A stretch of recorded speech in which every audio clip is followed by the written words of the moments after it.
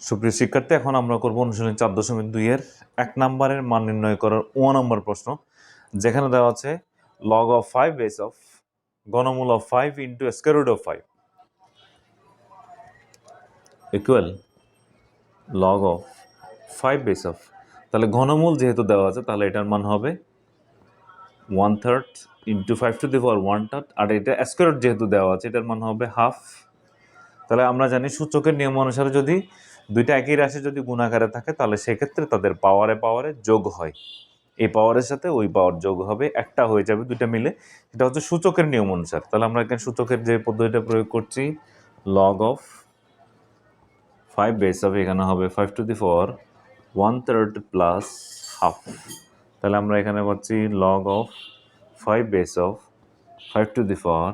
এখানে লসাগু হবে 6, তাহলে 3 দিয়ে 6কে ভাগ করলে হয় 2, প্লাস 2 দিয়ে 6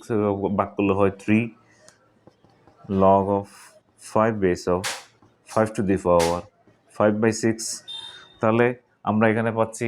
5/6, তাহলে এই 5/6টা সামনে চলে যাবে আমাদের সূচক লগারিদমের নিয়ম অনুসারে,